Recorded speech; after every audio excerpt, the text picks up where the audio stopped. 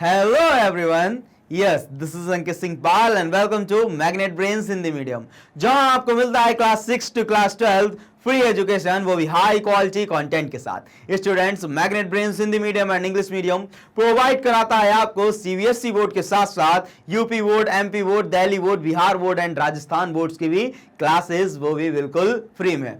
Students, magnet brains Hindi medium and English medium E notes and e books की भी facilities provide कराता है, जिसको आप अवेल कर सकते हैं। लिंक डिस्क्रिप्शन बॉक्स में दे रखी है।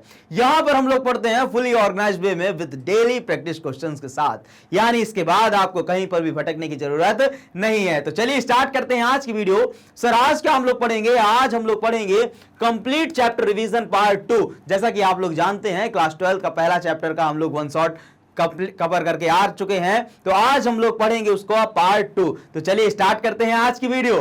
ओके, अब आगे बढ़ते हैं। ठीक है, इसके बाद सर हम लोग देखते हैं कि एक समान वैद्युत क्षेत्र में स्थित वैद्युत द्विध्रुव पर लगने वाला बल युग्म का आघूर्ण। ओहो सर, ये क्या कह रहा है? ये कह रहा है कि मान लेते हैं एक हमारा क्षेत्र है, एक ये रूम है, इस रूम में जो वैद्युत क्षेत्र है वो एक समान है, मतलब यूनिफॉर्म है। कैसा है? यूनिफॉर्म है। इस एक समान वैद्युत क्षेत्र में अब मैं क्या करूं, एक मेरे पास क्या है, एक वैद्युत द्विध्रुव है, इस वैद्युत द्विध्रुव को रख दूं। जैसे ही मैं रखूंगा तो इस पर क्या लगेगा? फोर्स लगेगा। फोर्स लगने के कारण ये जो वैद्युत द्विध्रुव है, इलेक्ट्रिक डाइपोल है, वो घूमने लगेगा। और जब भी कोई चीज घूमती है तो उसके ऊपर क्या लगता है? टॉर्क लगता है। क्या लगता है? टॉर्क लगता है, जिसको हम लोग बोलते हैं बल युग्म। तो उसी टॉर्क की वैल्यू को हमें फाइंड आउट करना है। तो सबसे पहले बनाते हैं इसका डायग्राम। क्या बनाते हैं इसका डायग्राम? सर कुछ इस तरीके से मैंने ऐसे करके क्या बनाया, एक यूनिफॉर्म इलेक्ट्रिक फील्ड बना दिया। क्या बना दिया? Uniform electric field. और इससे हम लोग बनाते हैं, ये मैंने क्या रख दिया, एक वैद्युत द्विध्रुव रख दिया। क्या रख दिया? वैद्युत द्विध्रुव। माइनस क्यू प्लस क्यू, इसका नाम ए, इसका नाम बी। सही है। यहां से जिस एंगल पे रखा है, मान लेते हैं इस पॉइंट को नाम दे दिया सी। क्या नाम दे दिया? सी नाम दे दिया। क्या नाम दे दिया? सी। अब ये क्या है? ये पीले पीला क्या है? ये है वैद्युत क्षेत्र। हमारा क्या है? वैद्युत क्षेत्र है, यूनिफॉर्म वैद्युत क्षेत्र है। ठीक है, उसमें हमने किसी एंगल पर, थीटा एंगल पर रख दिया। कितने एंगल पर रख दिया? थीटा एंगल पर हमने इसको रख दिया। पॉजिटिव क्यू के कारण इधर की तरफ क्या लगेगा? फोर्स लगेगा, एफ फोर्स इधर की तरफ लगेगा। माइनस क्यू के कारण एफ फोर्स इधर की तरफ लगेगा। हाँ या ना? अब जैसे मैं ऐसे करके, ये पेन है, ऐसे करके मैं इधर की तरफ इसको इधर से फोर्स लगाऊं और यहाँ पर इधर समान फोर्स इधर की तरफ लगाऊं, जिसके कारण ये क्या करेगा? ऐसे से अपनी एक्सिस पर रोटेट नहीं करने लगेगा। बिल्कुल सर, मतलब एक कपल बना दे। क्या बना देगा? कपल। सर वो वाला कपल नहीं, हाँ या ना? वो वाला कपल नहीं, ये रोटेट होने वाला क्या बना देगा? कपल लगा देगा। और जब भी कभी कोई चीज घूमती है तो उसके ऊपर फोर्स लगता है। कौन सा फोर्स? टॉर्क। तो यहाँ पर हम लोग टॉर्क निकालेंगे। क्या निकालेंगे?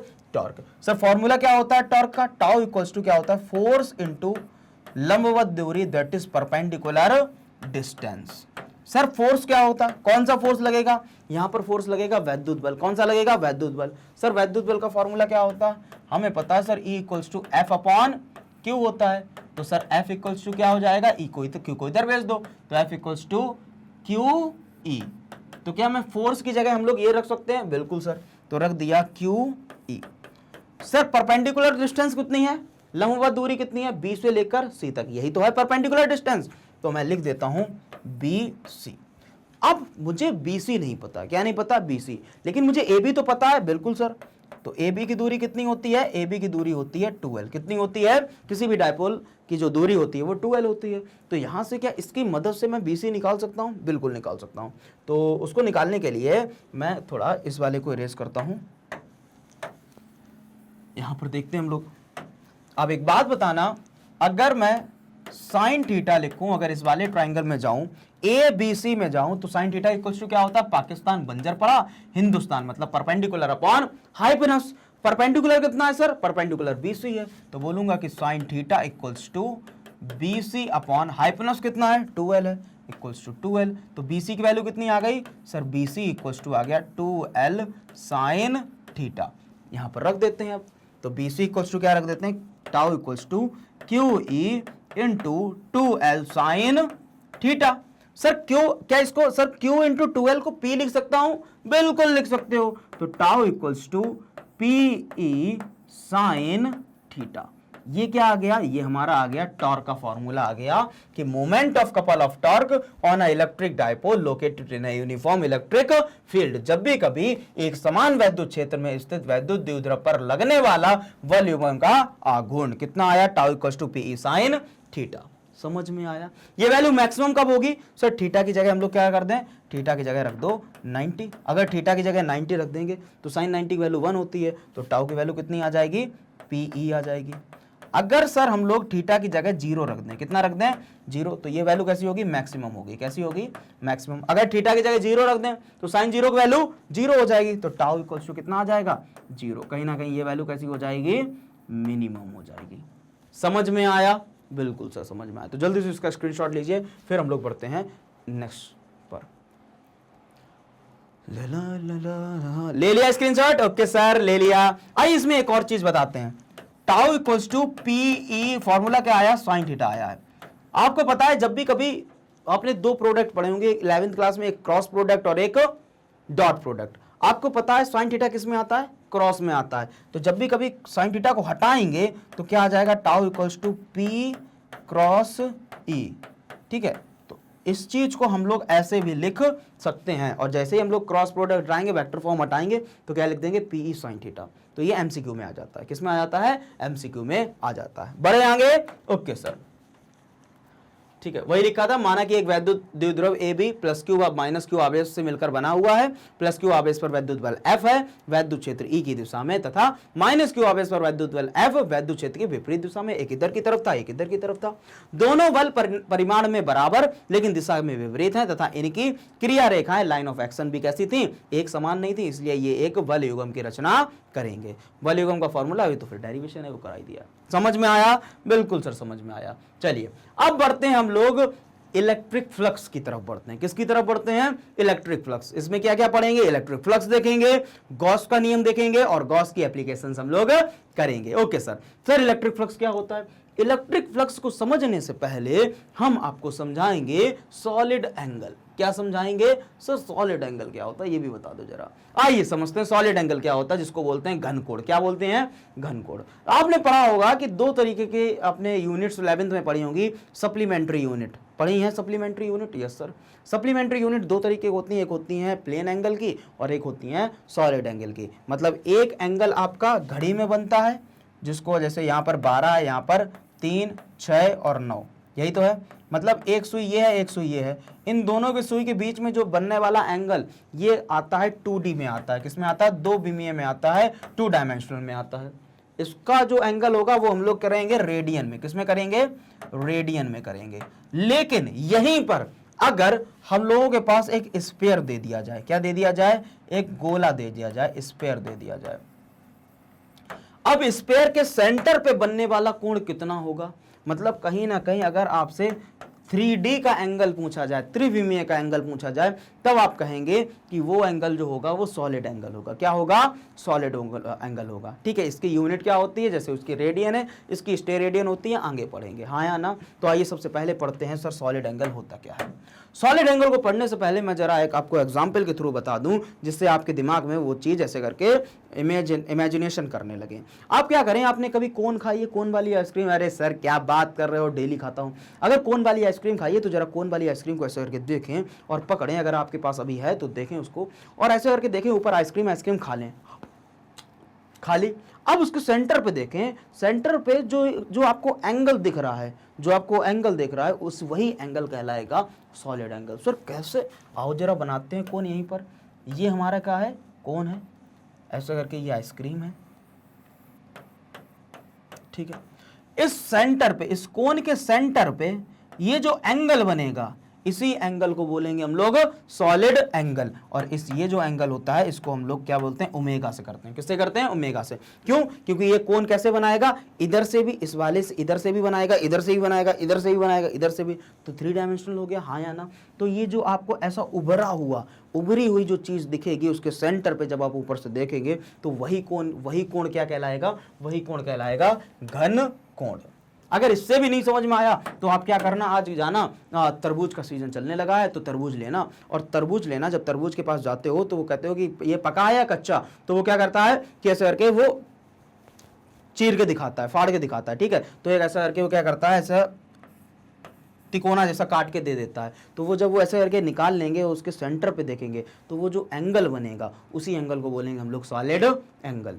इससे भी नहीं समझ में आया तो एक ऐसे करके घर पे क्या करना, एक आलू लेना, एक चाकू लेना, ऐसे करके घुसेड़ देना और उसको ऐसे करके रोटेट करना। जब रोटेट करेंगे तो आप कुछ इस तरीके से उसका निकाल लेंगे, ऐसे करके इस टोपी जैसी कोन टाइप का निकल के आ जाएगा। फिर जब आप सेंटर पे देखेंगे तो जो आलू के सेंटर पे इस एरिया के द्वारा जो कोण बनेगा उसी कोण को बोलेंगे हम लोग घन कोण। अब इतना तो समझ में आ गया होगा। पढ़ते हैं सर, किसी गोलीय पृष्ठ का क्षेत्र गोले के केंद्र पर कितना कोण आंतरित करता है उसे पृष्ठ द्वारा केंद्र पर बना घनकोण कहते हैं, इसे ओमेगा से प्रदर्शित करते हैं। जैसे मान लेते हैं ये हमारे पास एक क्या है, एक गोलीय पृष्ठ है।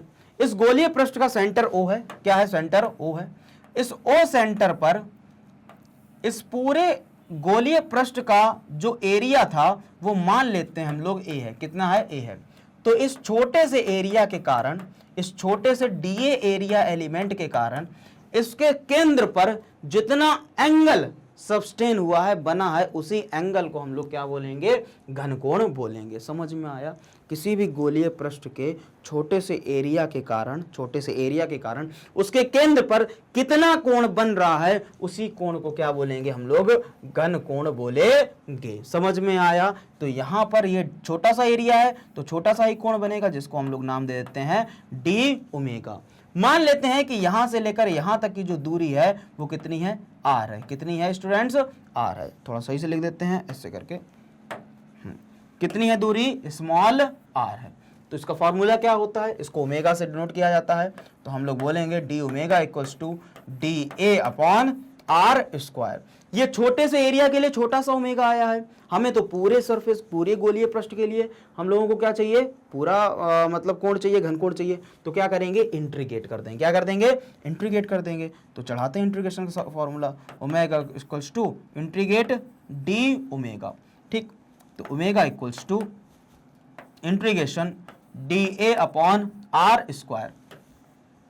रेडियस का चेंज होगी किसी भी गोलीय सरफेस की, कभी नहीं होगी। चेंज क्या होगा, एरिया। तो क्या हो जाएगा, omega equals to 1 upon R square और ब्रैकेट के अंदर डी ए। छोटा सा एरिया है, इंटीग्रेट के बाद पूरा एरिया। तो omega equals to 1 upon R square dot A. ये एरिया किसका है, स्फीयर का है, गोलीय पृष्ठ का है। गोलीय पृष्ठ का एरिया क्या होता है, 4 पाई आर स्क्वायर। रख सकते हैं 4 पाई आर स्क्वायर। तो omega equals to 1 upon R square into 4 pi R, pi नहीं सही बना सर, सही बना दो, ओके, 4 पाई आर स्क्वायर। तो 4 आर स्क्वायर से आर स्क्वायर कैंसिल आउट, बचा क्या, 4 पाई। तो हमारा जो ओमेगा आ गया वो क्या आ गया, 4 पाई। और जो वैल्यू है, जो यूनिट है वो क्या होती है, स्टेरेडियन। समझ में आया, बिल्कुल सर। तो जो घन कोण आता है वो कितना आता है, 4 पाई स्टेरेडियन। समझ में आया, बिल्कुल सर। ठीक, किसी गोलीय पृष्ठ का क्षेत्र गोले के केंद्र पर कितना कोण आंतरित करता है उसे पृष्ठ द्वारा केंद्र पर बना घनकोण कहते हैं, इसे ओमेगा से प्रदर्शित करते हैं। तो जल्दी से इसका स्क्रीनशॉट लीजिए, फिर बढ़ते हैं हम लोग नेक्स्ट स्लाइड पर। ले लिया, ओके, ठीक है सर बने रहना क्लास में, क्योंकि हम लोगों की क्लास जल्दी ही खत्म होने वाली है और हम लोग वन शॉट में सारी चीजें हम लोग पढ़ रहे हैं। तो आपके लिए बहुत फायदे वाली बात है। कैसी है, बहुत फायदे वाली बात है। ठीक है, तो ऐसे ही धैर्य बनाए रखें, पेशेंस बनाए रखें और कहें कि नहीं मैं ये पूरी क्लास करूंगा और जो पढ़ाया जा रहा है वो अपने दिमाग में उतारते रहें। सही है ना। ठीक, तो बढ़ते हैं आगे। ठीक, तो अब अभी हम लोगों का क्या आया, 4 पाई स्टेरेडियन आया। क्या आया, 4 पाई स्टेरेडियन आया। अब वो पूछ रहा है कि सर 1 स्टेरेडियन बताओ। क्या बताओ, 1 स्टेरेडियन बताओ। तो क्या होता है 1 स्टेरेडियन, देखते हैं। यदि अब एक यहां पर देखो, ऐसे करके गोला था, इसके सेंटर पे, सही से बनाओ सर, कैसे बना रहे हो, ऐसे करके गोला था, इसके सेंटर पे ओ बिंदु थी, ये डी एरिया एलिमेंट था यहां पर। अब वो कह रहा है ये यहां से लेकर यहां तक की दूरी कितनी थी, आर थी। वो कह रहा है अगर इस आर दूरी को कितना कर दें, ये जो डी एरिया एलिमेंट है, इस डी एरिया एलिमेंट को अगर आर स्क्वायर के इक्वल कर दें, तब जो उसके केंद्र पर जो एंगल बनेगा वो 1 स्टेरेडियन बनेगा। ओके, अगर ये जो आर दूरी है इस आर, ये जो डी एरिया एलिमेंट है, इस डी एरिया एलिमेंट को किसके इक्वल कर दें, आर स्क्वायर के इक्वल कर दें, तब जो एंगल बनेगा उसके केंद्र पर वो 1 स्टेरेडियन बनेगा। तो क्या हम लोग बोल सकते हैं कि डी ए को हम लोग किसके इक्वल कर दें सर, अगर डी ए हमारा आर स्क्वायर के इक्वल हो जाएगा तो क्या आ जाएगा, डी ओमेगा इक्वल्स टू क्या बोलोगे, D A upon R square. तो D omega equals to D A की जगह क्या रख दो, आर स्क्वायर रख दो, तो R square upon R square cut गया, तो डी ओमेगा की वैल्यू कितनी आ गई, 1 आ गई। तो हम लोग बोल सकते हैं कि D omega equals to 1 steradian. समझ में आया, हाँ या ना, बिल्कुल सर समझ में आया। तो क्या है, अतः 1 स्टेरेडियन वह घनकोण है जो त्रिज्या के वर्ग के बराबर क्षेत्रफल केंद्र पर आंतरित करता है, उसी को बोलते हैं 1 स्टेरेडियन। समझ में आया, जल्दी से इसका स्क्रीनशॉट लीजिए, फिर हम लोग बढ़ते हैं नेक्स्ट स्लाइड पर। बढ़े क्या, ओके सर, ठीक है। तो इसका जल्दी से स्क्रीनशॉट ले लीजिए, मैं पीछे कर देता हूं, हाँ ठीक है, इसका स्क्रीनशॉट लीजिए, फिर हम लोग बढ़ेंगे नेक्स्ट स्लाइड पर, ठीक है। ले लिया स्क्रीनशॉट, ओके सर, ले लिया, ठीक है। बढ़ते हैं, कॉल के लिए करते हैं, बढ़ते हैं आगे। सर अब हम लोग पढ़ेंगे वैद्युत फ्लक्स क्या होता है, इलेक्ट्रिक फ्लक्स क्या होता है, बहुत ही इंपॉर्टेंट टॉपिक है। आइए पढ़ते हैं वैद्युत फ्लक्स क्या होता है। वैद्युत क्षेत्र में स्थित किसी सतह से गुजरने वाली वैद्युत बल रेखाओं की संख्या को ही वैद्युत फ्लक्स कहते हैं। स्टूडेंट्स, जहां कहीं पर आपको फ्लक्स आ जाए, क्या आ जाए, फ्लक्स, तो आप समझ लेना नंबर, क्या समझ लेना, नंबर, मतलब कोई चीज कितने नंबर में होगी, 1 2 3 4 ऐसे नंबर समझ लेना, ठीक है। अब फ्लक्स के आगे कौन जुड़ा है, इलेक्ट्रिक, मतलब इलेक्ट्रिक फील्ड लाइंस कितने नंबर की होंगी, उसी कितने नंबर की नहीं, कितने नंबर में होंगी, मतलब 1 होगी या 2 होगी या 3 होगी या 4 होगी, उसी को बोलेंगे वैद्युत फ्लक्स। सर मजा नहीं आया, आइए समझते हैं मजा। वैद्युत क्षेत्र में स्थित किसी सतह से गुजरने वाली वैद्युत बल रेखाओं की संख्या, मैंने बोला ना कितनी नंबर्स में होंगी, की संख्या को ही वैद्युत फ्लक्स कहा जाता है। जैसे सर बताइए, मान लेते हैं यहां पर कोई एक इस तरीके से मेरे पास एक पृष्ठ है, क्या है, एक पृष्ठ है, ठीक है, और यह पृष्ठ हमारा किसी वैद्युत क्षेत्र में रखा हुआ है। किस में रखा हुआ है, किसी भी वैद्युत क्षेत्र में रखा हुआ है, कुछ इस तरीके से किसी भी वैद्युत क्षेत्र में रखा हुआ है। अब आप देखें total number of electric field lines कितनी है, ये क्या है, हमारी वैद्युत क्षेत्र है, वैद्युत बल रेखा है। Total number of electric field lines कितनी है, गिनो जरा सर, 1 2 3 4 5 6 7 8, टोटल कितनी है, 8 है। लेकिन इस पृष्ठ से, इस पृष्ठ के एरिया से, इस पृष्ठ के क्षेत्रफल से कितनी वैद्युत बल रेखाएं गुजर रही हैं सर, 1 2 3, सिर्फ और सिर्फ 3, तो इसका वैद्युत फ्लक्स कितना होगा, 3 होगा। समझ में आया, तो वही लिखा है वैद्युत क्षेत्र में स्थित, वैद्युत क्षेत्र में स्थित किसी सतह, ये सतह है, किसी सतह से गुजरने वाली वैद्युत बल रेखाओं की संख्या 1 2 3, संख्या को ही वैद्युत फ्लक्स कहा जाता है। समझ में आया। अब सर अगर इस एरिया को मैं बड़ा कर दूं, इस एरिया को क्या कर दूं, बड़ा कर दूं, तो बिल्कुल बात है, सही बात है। अगर मैं इस एरिया को कर देता हूं बड़ा, और ऐसे करके, ठीक, अगर मैं इस एरिया को कर दूं, अब बड़ा कर दूं कुछ इस तरीके से, तो क्या आप देख रहे हो कितनी वैद्युत बल रेखाएं गुजर रही हैं, 1 2 3 4 5 6, मतलब तो वैद्युत फ्लक्स की वैल्यू भी बढ़ गई, 6 हो गई। मतलब जो वैद्युत फ्लक्स है किस पर डिपेंड कर रहा है सर, वो डिपेंड कर रहा है इलेक्ट्रिक फील्ड ई वैद्युत क्षेत्र पर, और किस पर डिपेंड कर रहा है सर, एरिया पर। अगर एरिया बड़ा तो वैद्युत फ्लक्स भी ज्यादा, अगर एरिया छोटा तो वैद्युत फ्लक्स भी कम। समझ में आया, बिल्कुल सर। हाँ, तो इसको कैसे लिख सकते हैं, हम लोग लिख सकते हैं, पहले एक डायग्राम बना लेते हैं बहुत सुंदर सा, कुछ इस तरीके से, ठीक, ऐसे ऐसे ऐसे, ये क्या है, हमारे इलेक्ट्रिक फील्ड लाइंस है, ठीक। इसका एरिया मान लेते हैं, पूरा एरिया जो है वो ए है, क्या है, पूरा एरिया ए है, और ये क्या है, इलेक्ट्रिक फील्ड है। इस पर छोटा सा एरिया मान लेते हैं, मुझे नहीं पता, एक सतह है, उससे बहुत सारी वैद्युत, अभी तो आपको दिख रहा है सिर्फ 2, लेकिन बहुत सारी वैद्युत बल रेखाएं गुजर रही होंगी। तो हम लोग क्या करेंगे, छोटा सा एरिया देख लेंगे और छोटे से एरिया में झांक के देख लेंगे साहब कितनी वैद्युत बल रेखाएं गुजर रही हैं। इसको समझने से पहले एक और चीज बताते हैं, किसी भी, अगर आपसे पूछा जाए किसी भी पृष्ठ का एरिया वेक्टर बताओ, क्या बताओ, किसी भी पृष्ठ का एरिया वेक्टर, तो हमेशा उस पृष्ठ का एरिया वेक्टर कैसा होता है, उस पृष्ठ की सतह से बाहर की ओर, उस पृष्ठ की सतह से बाहर की ओर लंबवत। जैसे ये एरिया, ये पृष्ठ है हमारा, इस सरफेस से एरिया वेक्टर बताओ, तो एरिया वेक्टर इस पृष्ठ के लंबवत परपेंडिकुलर होगा बाहर की ओर, तो ऊपर की तरफ एरिया वेक्टर हो जाएगा। इस पृष्ठ पर बताओ तो इस पृष्ठ से बाहर की ओर लंबवत मतलब नीचे की तरफ एरिया वेक्टर हो जाएगा। इस पृष्ठ से बताओ, इस पृष्ठ से लंबवत मतलब इधर की तरफ एरिया वेक्टर। हमेशा एरिया वेक्टर सरफेस के परपेंडिकुलर होता है। कैसा होता है? परपेंडिकुलर होता है, आउटवर्ड होता है, बाहर की ओर होता है। यहां तक समझ में आया? बिल्कुल सर। तो हम लोग छोटा सा एरिया ले लेते हैं जो जिसका नाम देते हैं डी है। क्या नाम देते हैं? डी है। ठीक, एक छोटा सा हमने एरिया ले लिया। ठीक, तो क्या कह रहा है, इसको जो वैद्युत फ्लक्स होता है वो फाई से डिनोट करते हैं। किससे करते हैं? फाई से। छोटे से एरिया के लिए छोटा सा ही फ्लक्स आएगा, तो हमने नाम दे दिया डी। क्या नाम दे दिया? डी।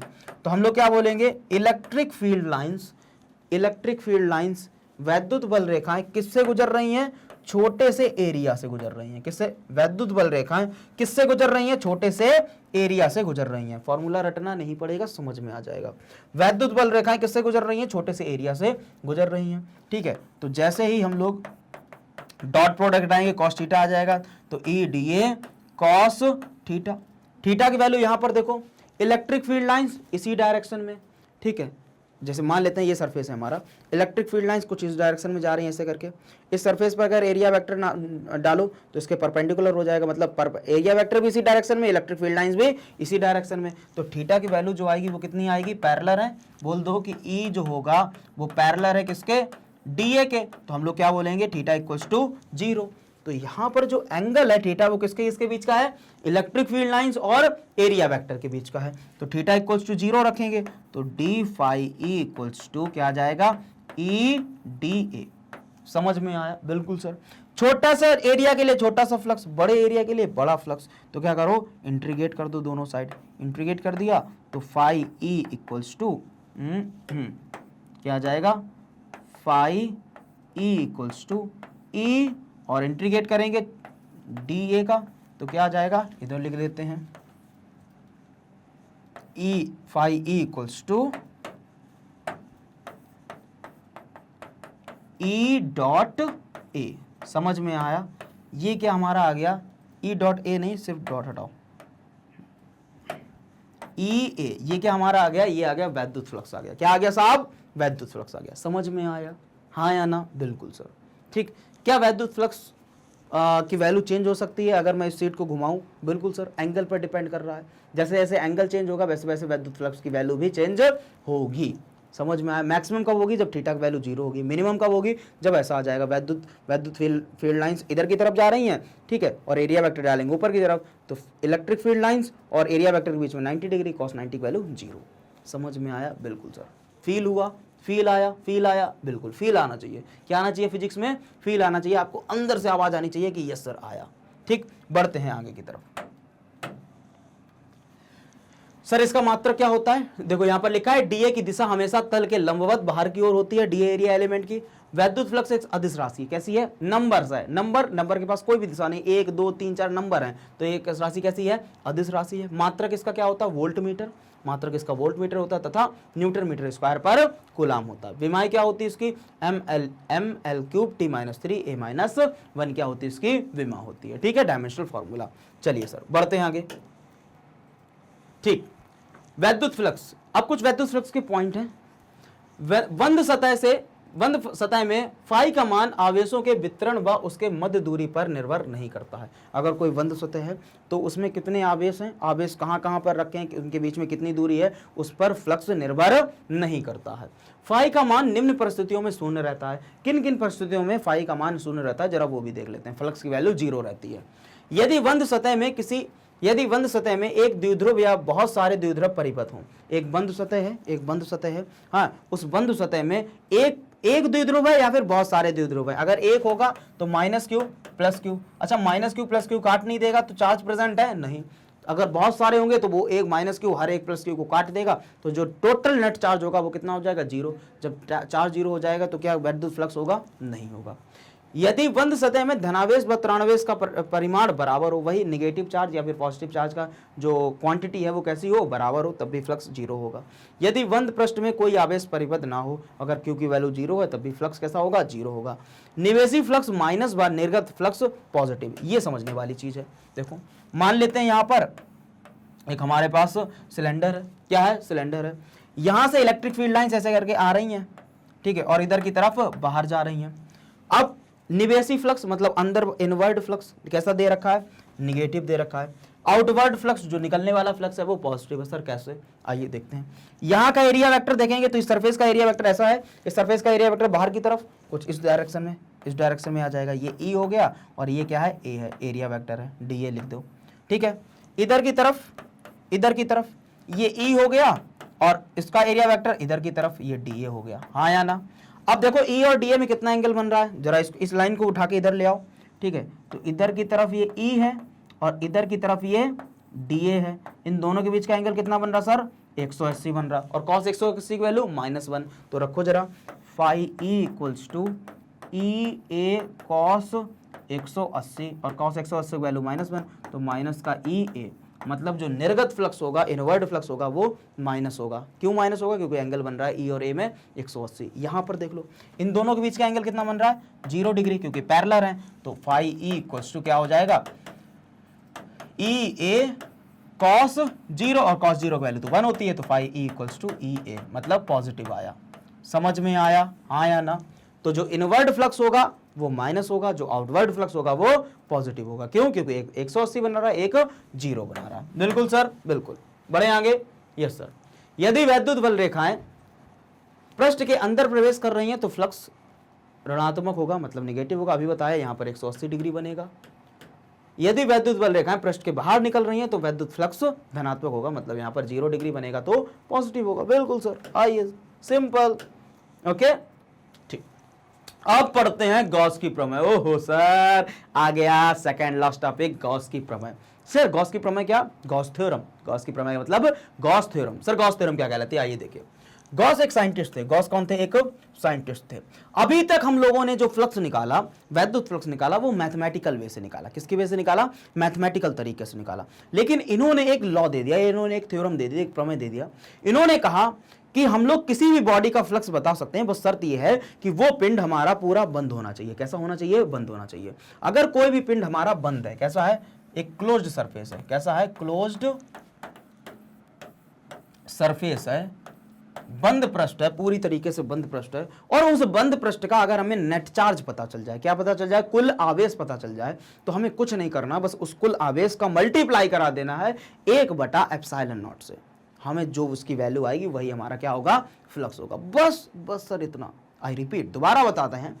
गॉस की प्रमेय ने कहा, गॉस ने कहा कि हम लोग किसी भी बॉडी का फ्लक्स ज्ञात कर सकते हैं, बस एक शर्त है कि वो जो बॉडी है वो क्लोज्ड होनी चाहिए। कैसी होनी चाहिए, पूरी तरीके से बंद होनी चाहिए। अगर पूरी तरीके से बंद है तो हमारा सेकंड स्टेप होती है कि उस बंद सतह का, बंद सरफेस का हम लोग क्या निकाल लें, हम लोग उसका नेट चार्ज निकाल लें। क्या निकाल लें, कुल आवेश निकाल लें। जैसे ही कुल आवेश पता चलता है तो उस कुल आवेश का हम लोग क्या करा दें, मल्टीप्लाई करा दें 1/ε0 के साथ। तो ये जो वैल्यू आएगी यही हमारी क्या देगी, फ्लक्स की वैल्यू देगी। क्या देगी, फ्लक्स की वैल्यू देगी। कितना आसान कर दिया ना, बहुत आसान। तो आइए देखते हैं। देखो, इस प्रमेय के अनुसार किसी बंद पृष्ठ से गुजरने वाला वैद्युत फ्लक्स उस पृष्ठ द्वारा परिपथ कुल आवेश Q का 1/ε0 गुना होगा।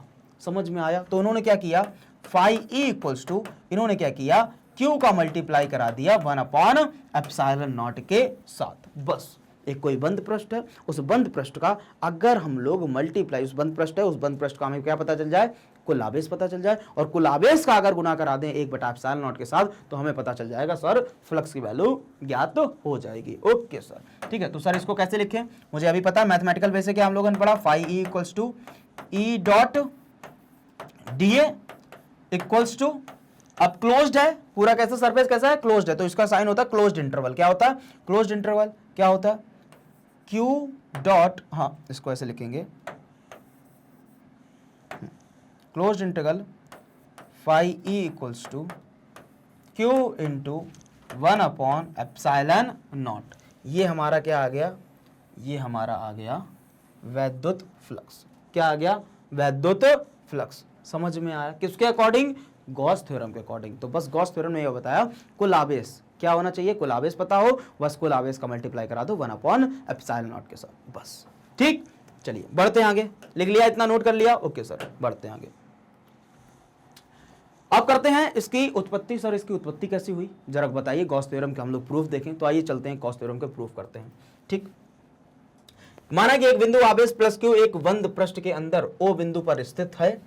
इससे R दूरी पर कोई बिंदु P है जहां E अथवा डीए के बीच का कोण 0 डिग्री है। डीए क्षेत्रफल से गुजरने वाला वैद्युत फ्लक्स, आइए जरा देखते हैं इधर। एक मान लेते हैं जो अभी हम लोगों ने बनाया था, घन कोण के लिए बनाया था, वही डायग्राम यहाँ पर भी बनाते हैं। एक हमारा गोलीय पृष्ठ है, ठीक, और गोलीय पृष्ठ बिल्कुल बंद है। इसके सेंटर ओ पर कोई एक नेट आवेश क्यू रखा है। यहाँ पर इसका जो एरिया एलिमेंट है वो डीए इस डायरेक्शन में है। अब ये क्यू है तो क्यू क्या करेगा, हर बीच में, मतलब मान लेते हैं, इमेजिन करो मैं एक बड़े से स्फीयर के अंदर हूँ, गोले के अंदर हूँ, हाँ बिल्कुल सेंटर पे हूँ, तो मैं क्यू क्या करूँगा, अपने आसपास वैद्युत क्षेत्र बनाऊंगा। हर एक डायरेक्शन, पॉसिबल डायरेक्शन वैद्युत क्षेत्र बल रेखाएं फ्लो करूंगा। तो वैद्युत बल रेखाएं क्या होंगी, इसके परपेंडिकुलर होंगी। कहीं ना कहीं वैद्युत बल रेखाएं कुछ इस तरीके से होंगी, हाँ या ना? बिल्कुल सर, बिल्कुल होंगी। जैसे ये सरफेस है, इधर की मैं यहाँ पर बैठा हूँ, तो ऊपर की तरफ वैद्युत बल रेखा डालूंगा, तो वैद्युत बल रेखा की डायरेक्शन ऊपर की तरफ, और इस सरफेस पर अगर एरिया वेक्टर डालोगे वो भी इसकी तरफ, तो एरिया वेक्टर और वैद्युत बल रेखा के बीच क्या है, पैरेलल है, तो थीटा की वैल्यू कितनी हो जाएगी, 0 हो जाएगी। कहीं ना कहीं हमें ये तो समझ में आ गया कि ई जो है वो पैरेलल है डीए के, मतलब जो थीटा है वो कितना है सर, 0 है, हाँ या ना? इस बिंदु पर पी बिंदु है, क्या है, पी बिंदु है।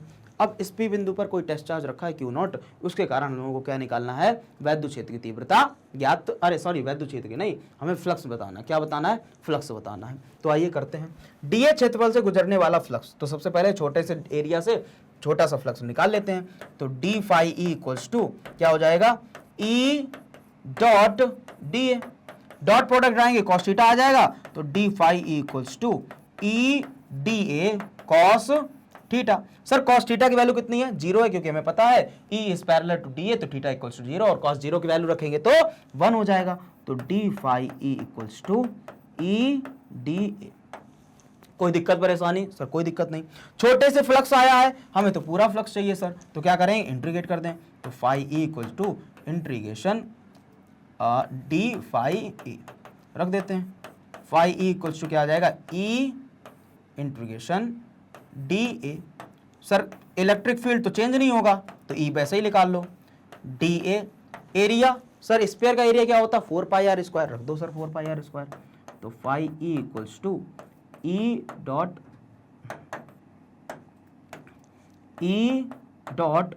4 पाई आर स्क्वायर।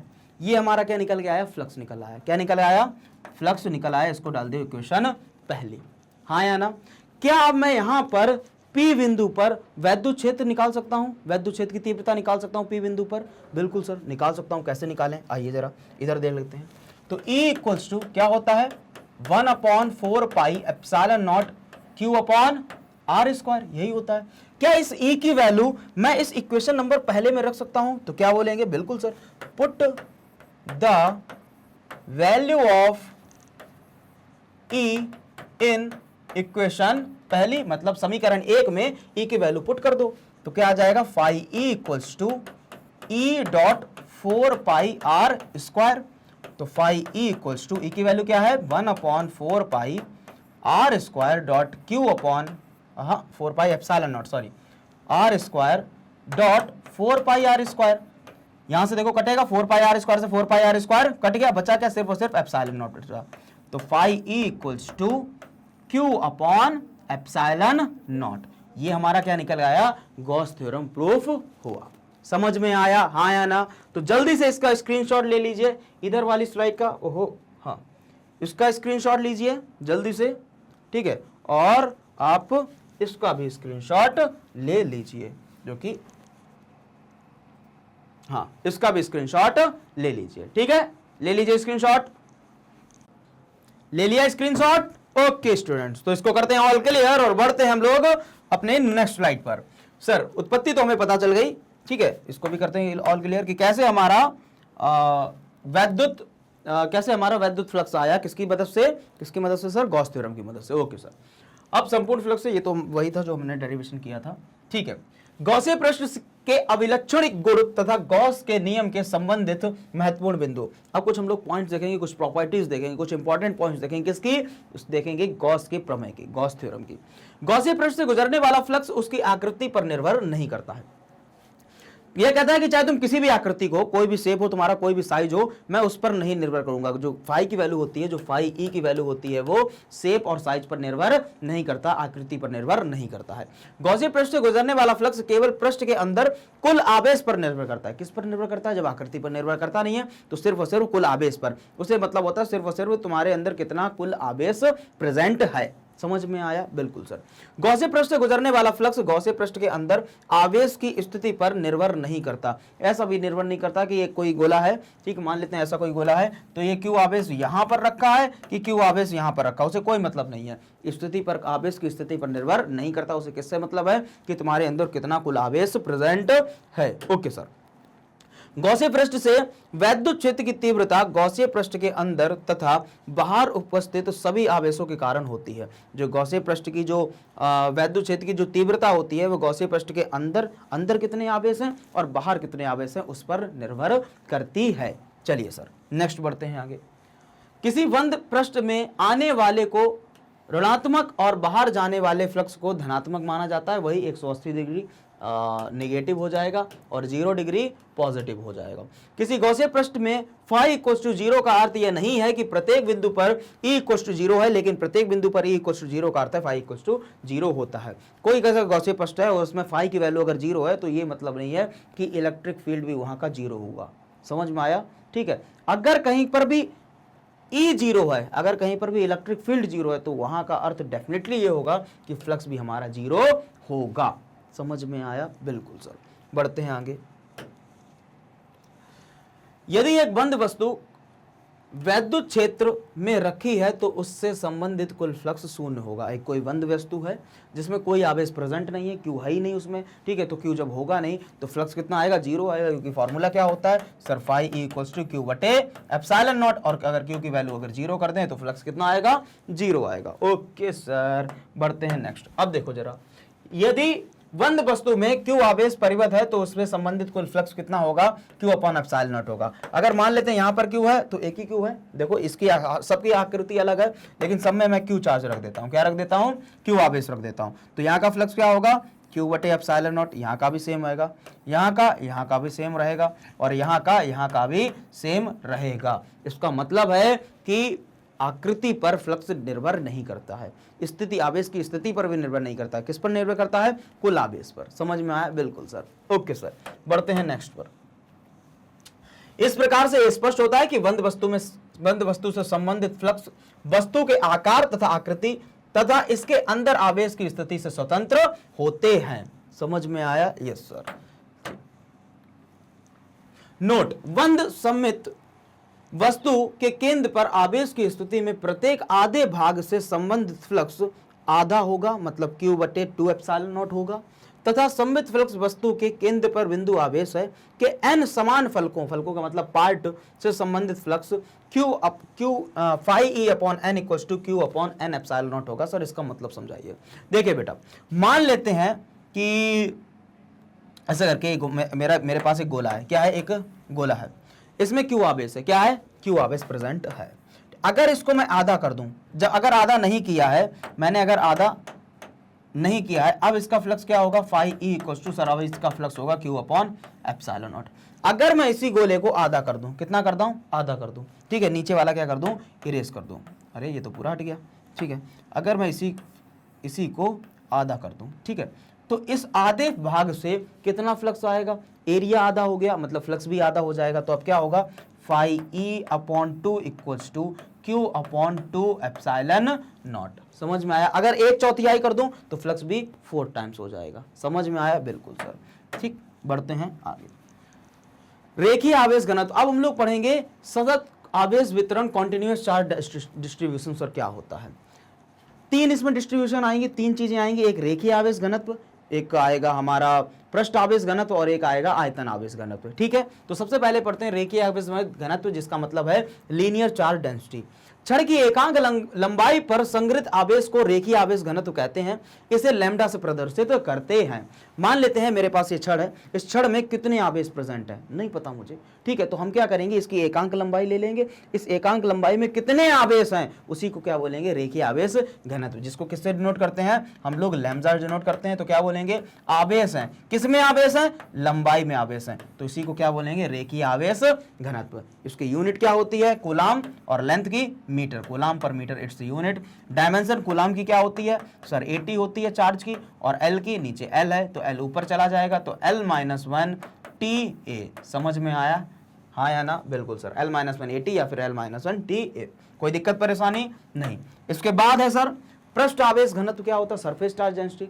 मान लेते हैं ये हमारी स्क्रीन है, अब ये स्क्रीन क्या है, पदार्थ है, पदार्थ है तो एटम से मिलकर बनी होगी, कितने इसके आवेश होंगे मुझे नहीं पता, तो क्या करेंगे, एक एकांक क्षेत्रफल ले लेंगे, क्या ले लेंगे, एकांक क्षेत्रफल लेंगे। इस एकांक क्षेत्रफल में कितने आवेश प्रेजेंट हैं उसी को बोल देंगे पृष्ठ आवेश घनत्व। तो क्या होगा, इसको सिग्मा से डिनोट करते हैं, तो सिग्मा इक्वल्स टू आवेश प्रेजेंट है किसमें, एरिया में, ठीक, तो क्या बोलेंगे, पृष्ठ आवेश घनत्व। किसी पिंड की सतह के एकांक क्षेत्रफल पर संग्रहित आवेश को पृष्ठ आवेश घनत्व कहते हैं, इसे सिग्मा से प्रदर्शित करते हैं। इसका मात्रक होता है कूलाम पर मीटर स्क्वायर, इसका क्या हो जाएगा, कूलाम, और एरिया का मीटर स्क्वायर। सर इसकी डायमेंशन क्या होगी, ऊपर 80 और नीचे L स्क्वायर, तो क्या आ जाएगा, ऊपर चला जाएगा तो क्या हो जाएगा, L-2, जब L स्क्वायर ऊपर जाएगा L-2 AT। ये क्या इसका डायमेंशन है, विमीय सूत्र है। समझ में आया, बिल्कुल सर। सर बढ़ते हैं नेक्स्ट, आयतनीय आवेश घनत्व सर क्या होता है, वॉल्यूम।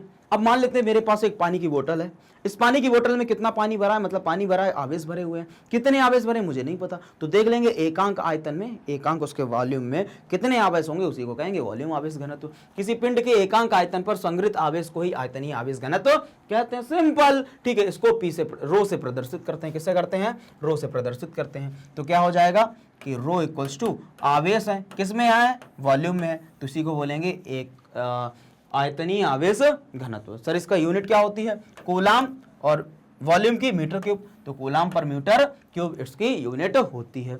सर डायमेंशन क्या होती है, L-3 AT इसकी डायमेंशन होती है। समझ में आया, बिल्कुल सर। अब बढ़ते हैं हम लोग आगे। सर अब हम लोग करेंगे गॉस की एप्लीकेशंस, क्या करेंगे, गॉस की एप्लीकेशंस। आइए सर, गॉस की नॉर्मली 3 एप्लीकेशन है, कितनी है, 3 एप्लीकेशन, और बहुत अच्छी अच्छी एप्लीकेशन है, करते हैं। गॉस नियम के अनुप्रयोग, एप्लीकेशंस ऑफ गॉसियन सरफेस। पहला है अनंत लंबाई के एक समान आवेशित तार के कारण वैद्युत क्षेत्र की तीव्रता, electric field due to uniformly charge wire of infinite length.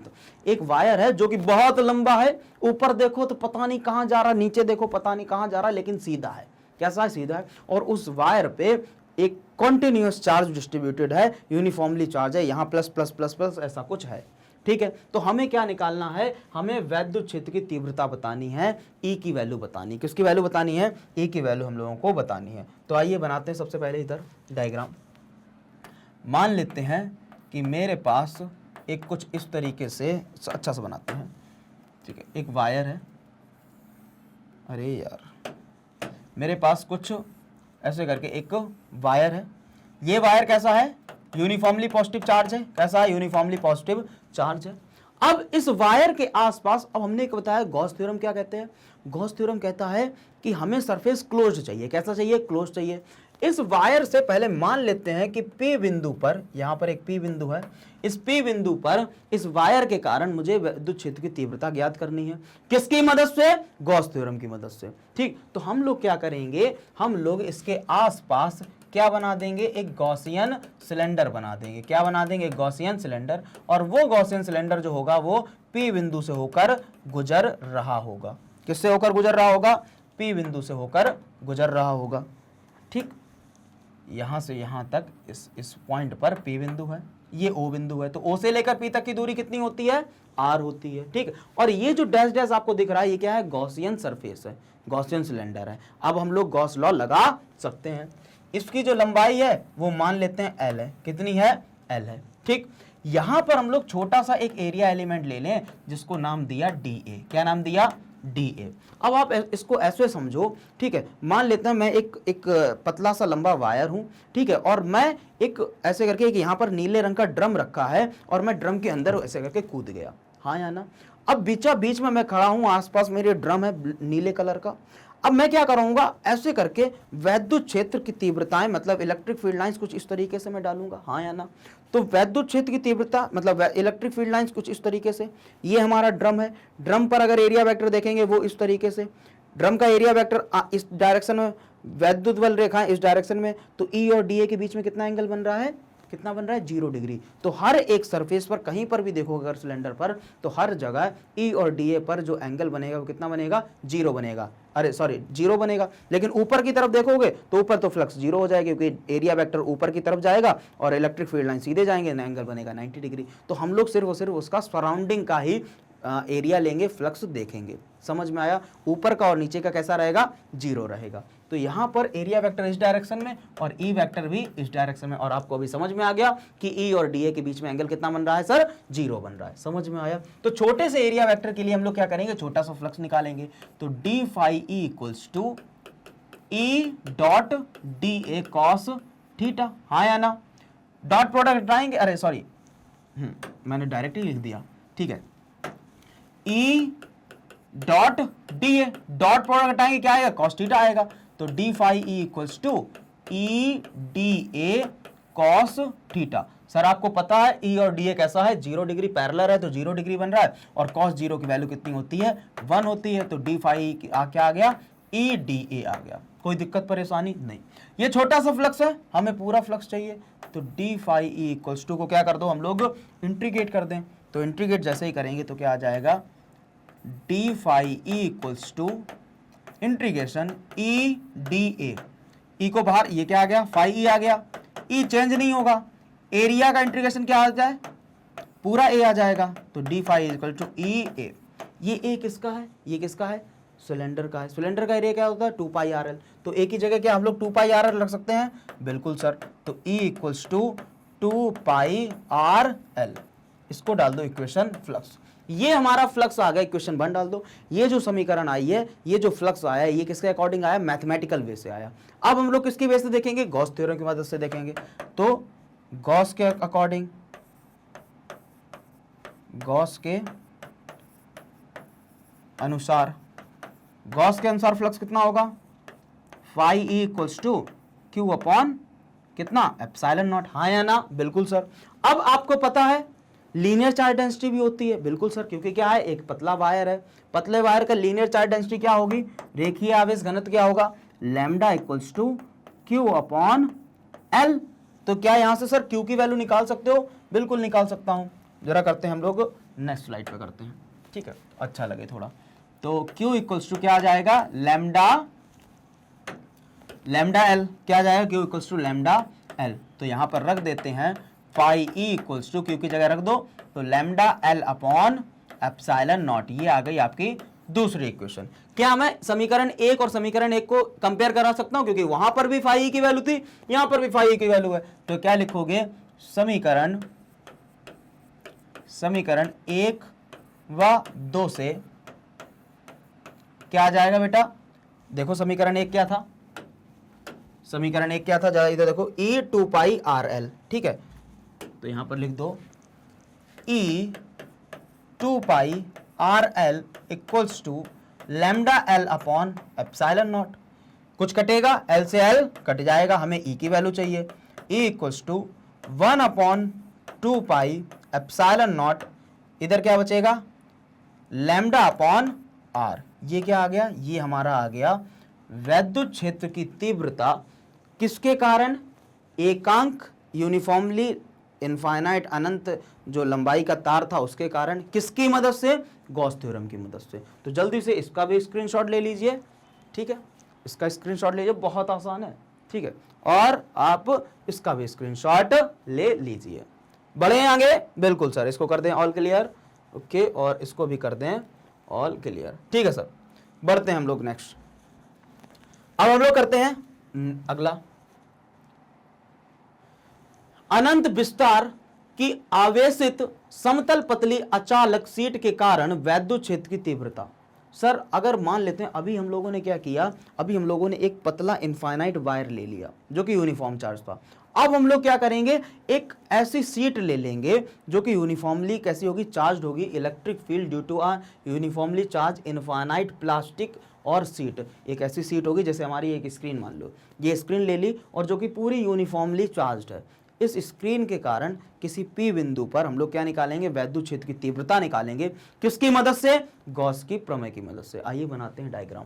ठीक, तो मान लेते हैं यहां पर कुछ इस तरीके से हमारे पास एक सरफेस है। क्या है, एक सरफेस है, इस पर प्लस क्यू आवेश है। ठीक है, यूनिफॉर्मली चार्ज है तो हर जगह समान आवेश है कुछ इस तरीके से। अब हमें क्या चाहिए, ये तो ओपन है, हमें क्या बनाना पड़ेगा, एक यूनिफॉर्म, एक क्या बनाना पड़ेगा, एक गॉसियन पृष्ठ बनाना पड़ेगा, एक गॉसियन सरफेस बनाना पड़ेगा। तो हम लोग क्या करते हैं, कुछ इस तरीके से हम लोग बना देते हैं, गॉसियन सरफेस बना देते हैं। सही है, मैंने बना दिया एक गॉसियन सरफेस। अब ये बिल्कुल, अब इमेजिन करना कि वही ड्रम है, उस ड्रम में मैंने क्या किया, एक पतली सी सीट को, एक रेक्टेंगुलर सीट को बिल्कुल ड्रम के बीचा बीच लगा दिया। ठीक है, अब वो क्या करेगा, चारों डायरेक्शन में इलेक्ट्रिक फील्ड बनाएगा। इस वाली जो ये सिलेंड्रिकल शेप में है, यहाँ पर एरिया वेक्टर किस डायरेक्शन में होगा, इस डायरेक्शन में होगा। इलेक्ट्रिक फील्ड इस डायरेक्शन में है, इलेक्ट्रिक फील्ड कैसी होगी, ऐसी होगी। तो एरिया वेक्टर और इलेक्ट्रिक फील्ड के चक्कर में यहाँ पर 90 डिग्री एंगल बन रहा है। इलेक्ट्रिक फील्ड ऐसे जा रही है, एरिया वेक्टर ऊपर की तरफ, एंगल कितना बन रहा, 90 डिग्री। तो ये जो ये वाला पार्ट और ये वाला पार्ट है, यहाँ पर जो फ्लक्स बनेगा वो जीरो आएगा। कितना बनेगा, जीरो। लेकिन इस वाले पार्ट में और इस वाले पार्ट में देखो, इलेक्ट्रिक फील्ड की डायरेक्शन ऐसी, और अगर इस वाले एरिया पर अगर हम एरिया वेक्टर डालें वो भी ऐसा।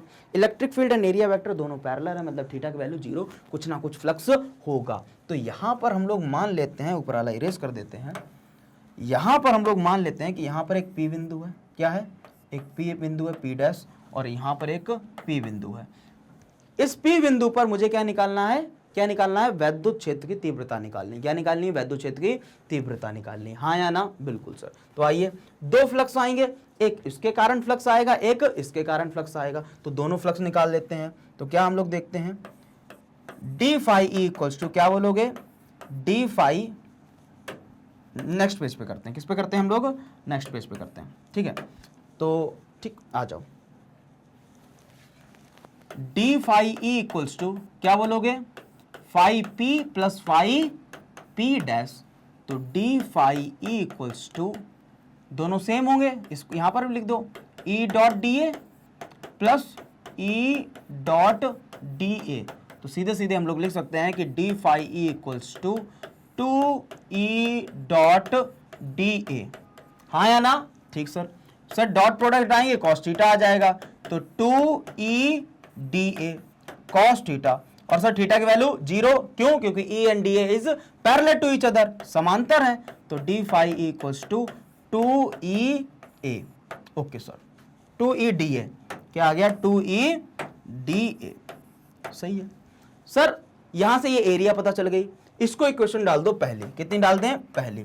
अब हम लोग किसकी मदद से देखेंगे, गॉस थ्योरम की मदद से देखेंगे। किसकी मदद से देखेंगे, गॉस थ्योरम। ये वाली किसकी मदद से आया है, ये आया है मैथमेटिकल वे से। तो गॉस थ्योरम की मदद से क्या होगा, फाई ई इक्वल्स टू, क्या होता है, अच्छा हाँ एक मिनट, ये तो छोटा सा फ्लक्स आया, मुझे तो पूरा फ्लक्स चाहिए संपूर्ण पृष्ठ के लिए। तो क्या करेंगे, इंटीग्रेट कर देंगे। तो phi E equals to 2e A, इसको डाल दो इक्वेशन पहली और इसको हटा दो। हाँ या ना, बिल्कुल सर। अब हम लोग किसकी मदद से देखेंगे, गॉस की थ्योरम की मदद से देखेंगे। गॉस थ्योरम की मदद से क्या होगा sir, phi E equals to Q upon epsilon naught, यही तो होता है, बिल्कुल सर। अब यहां पर जो पृष्ठ था वो क्या था, देखो जरा, यहां पर जो पृष्ठ था, एक मिनट, यहां पर जो पृष्ठ था वो क्या था, सरफेस था। क्या था, सरफेस था। तो यहां पर जो डेंसिटी आएगी कौन सी आएगी, आवेश पृष्ठ घनत्व आएगी। पृष्ठीय आवेश घनत्व मतलब surface charge density. Surface charge density क्या होती है, सिग्मा। क्या होती है, तो sigma equals to Q upon A. तो यहां पर क्या हम लोग बोल सकते हैं कि सर पृष्ठ आवेश घनत्व sigma equals to Q upon A होता है। तो क्या क्यू की जगह हम लोग सिग्मा ए नहीं रख सकते, बिल्कुल रख सकते हैं। तो रख देते हैं। तो क्या आ जाएगा, phi E equals to sigma A upon epsilon naught, इसको डाल दो इक्वेशन दूसरी। तो समीकरण 1 से ये भी फ्लक्स ए की वैल्यू आई है और ये भी फ्लक्स ई की वैल्यू आई है, मतलब ये भी फ्लक्स है, ये भी फ्लक्स है, ये वाला। क्या दोनों को कंपेयर करा सकते हैं? बिल्कुल सर। तो समीकरण 1 और समीकरण 2 से मुझे मिलता है 2EA equals to sigma A upon epsilon naught. हमें ई की वैल्यू चाहिए, तो ई ए से ए कैंसल आउट, तो क्या आ गया सिग्मा अपॉन 2 एप्सिलॉन नॉट। ये क्या आया? ये हमारा वैद्युत क्षेत्र की तीव्रता आ गई। किसके कारण? एक यूनिफॉर्मली प्लेन इनफाइनाइट शीट थी, जो अनंत विस्तृत शीट थी, उसके कारण। किसकी मदद से? गॉस की प्रमेय की मदद से। समझ में आया? तो जल्दी से इसका स्क्रीनशॉट लीजिए, फिर हम लोग बढ़ते हैं आगे की ओर। ले लीजिए स्क्रीनशॉट। ले लिया स्क्रीनशॉट? ओके स्टूडेंट्स, तो बढ़ते हैं हम लोग आगे। पहले इसको करते हैं ऑल क्लियर। ऐसे ओके ओके ओके, चलिए देखते हैं सर अगला क्या कह रहा है, इसको भी ऑल क्लियर करते हैं। ठीक है, बाकी थ्योरी तो वही है जो हम लोगों ने अभी अपने पुरानी वीडियोस में पूरा थ्योरेटिकल बहुत अच्छे से पढ़ा है कि माना कि एक आवेश की एक समतल अचालक चादर ए बी है, जिस पर आवेश का पृष्ठ घनत्व sigma equal to Q upon A है। पूरा ये सब हम लोग पढ़ चुके हैं। ठीक है, अब हम लोग पढ़ते हैं नेक्स्ट। अब क्या है? लास्ट डेरिवेशन है, इस पूरी वीडियो का लास्ट डेरिवेशन है। क्या है कि एक समान आवेशित पतले गोलीय खोल के कारण वैद्युत क्षेत्र, electric field due to a uniformly charge thin spherical shell. एक हमारा स्फेरिकल सेल है और वो कैसा है? खोखला है। जैसे आप प्लास्टिक की बॉल देखी है, प्लास्टिक की बॉल के अंदर कुछ भरा होता नहीं, लेकिन एक मतलब एक स्फेरिकल होता है, गोल होता है, लेकिन अंदर कुछ नहीं भरा होता। ऐसे ही खोखला है, कैसा है? गोलीय खोल है के कारण वैद्युत क्षेत्र बताना है आपके। ठीक है, मान लेते हैं ये एक हमारा गोला है, ठीक है, जिसकी रेडियस जो है वो कैपिटल आर है। कितनी है? कैपिटल आर है। ठीक, अब इसके सेंटर से यहां पर एक पी बिंदु ले लेंगे। क्या ले लेंगे? एक पी बिंदु ले लेंगे। इस पी बिंदु पर मुझे क्या निकालना है? वैद्युत क्षेत्र की तीव्रता निकालनी है। किसकी मदद से? गॉस की प्रमेय की मदद से। तो हम लोग क्या करेंगे? इसके आसपास एक गॉसियन सरफेस ड्रॉ कर देंगे, हाँ या ना? और वो ऐसा गॉसियन पृष्ठ ड्रॉ करेंगे जो कि पी बिंदु से होकर गुजर रहा होगा। मतलब एक तो अंदर गोलीय पृष्ठ है, ठीक है, गोल पृष्ठ है, फिर उसके ऊपर एक और स्फीयर हम लोग ड्रॉ कर देंगे। समझ में आया? जो बाहर वाला पृष्ठ है, जो गॉसियन सरफेस है, उसकी जो दूरी है, मतलब उसकी जो रेडियस है, वो स्मॉल आर है। कितनी है? स्मॉल आर है। यहां तक समझ में आया? बिल्कुल सर। ठीक, इस पृष्ठ है तो जो घनत्व आएगा वो कौन सा आएगा? पृष्ठीय आवेश घनत्व आएगा। इसके 3 केस होंगे। कितने केस होंगे सर? 3 केस। पहले पी पॉइंट यहां पर रखा होगा, स्मॉल आर दूरी पर पी पॉइंट रखा होगा। फिर इस पी पॉइंट को उठाकर हम लोग उसी गोलीय खोल के ऊपर रख देंगे, और फिर इस पी पॉइंट को उठा के कहां पर रखेंगे? बिल्कुल सेंटर पर रखेंगे। तो इसके 3 केस होंगे। पहला केस करते हैं, केस 1।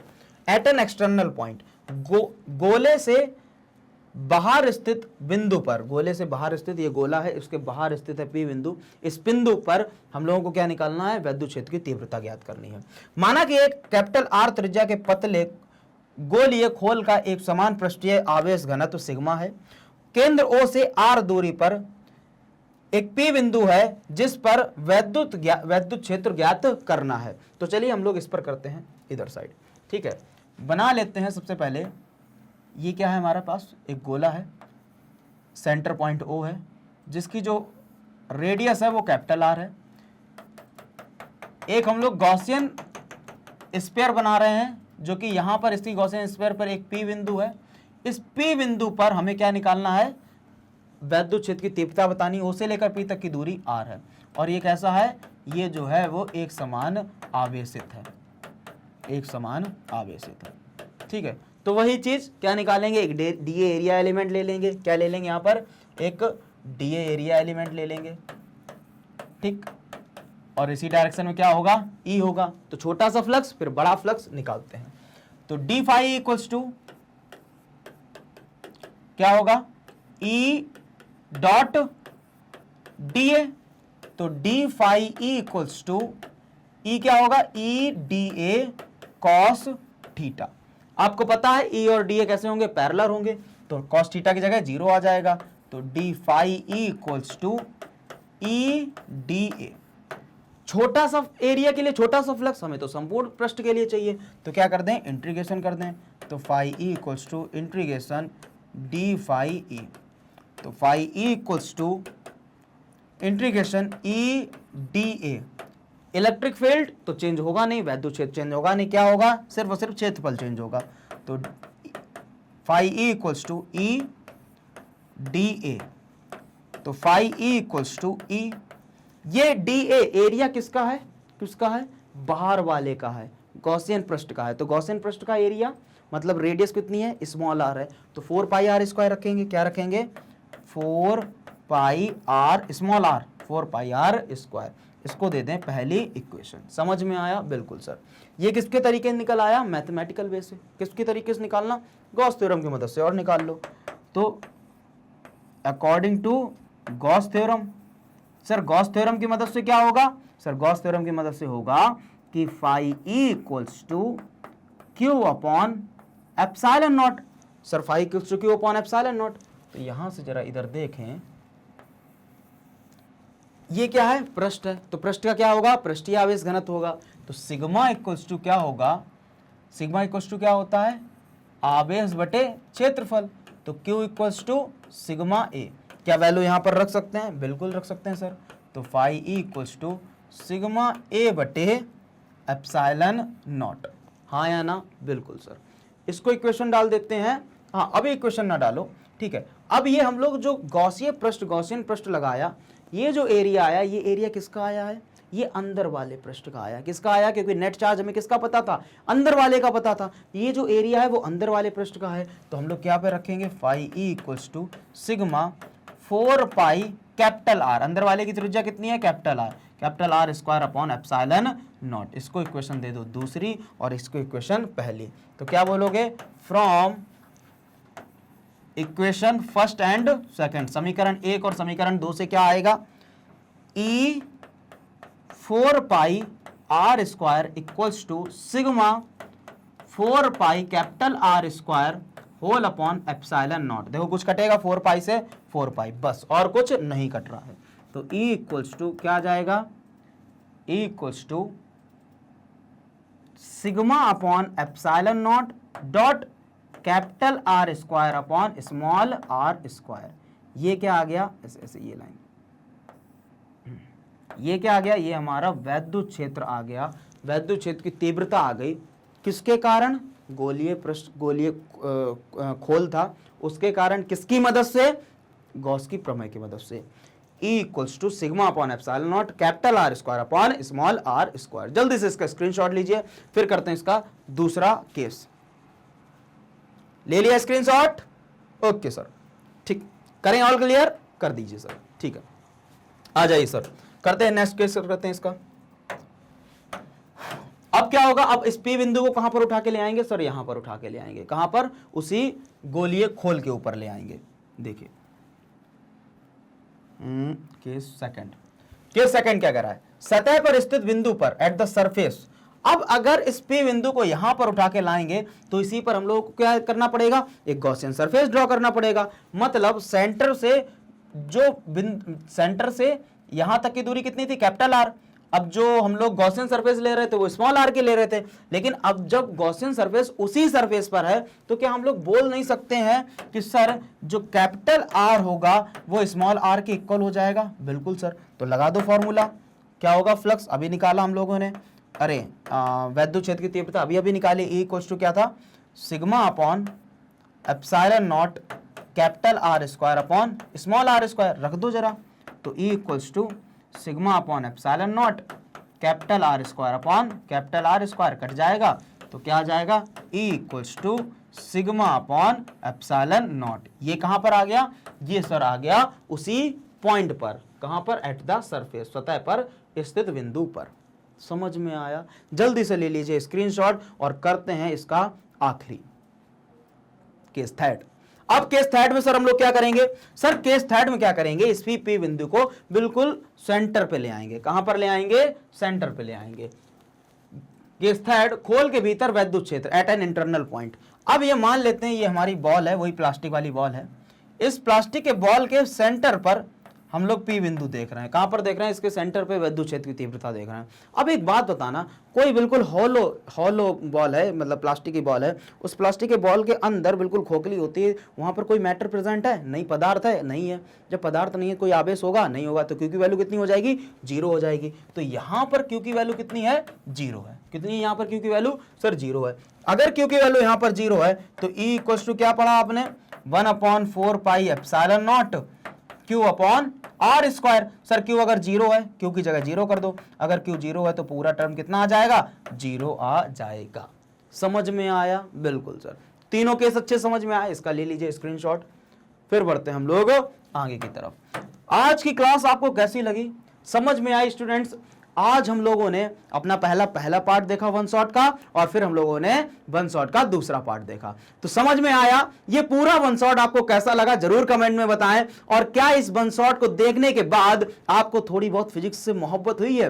बिल्कुल हुई होगी, ठीक है, क्योंकि हम लोगों ने बहुत ही आसानी से अपना पूरा चैप्टर वन शॉट में खत्म कर दिया। One shot part 1 and one shot part 2।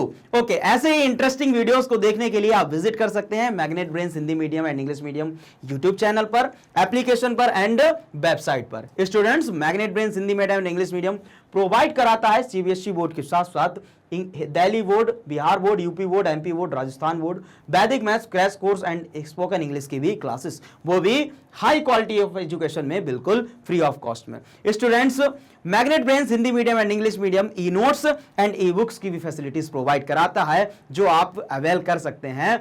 Link video के डिस्क्रिप्शन बॉक्स में दे रखी है।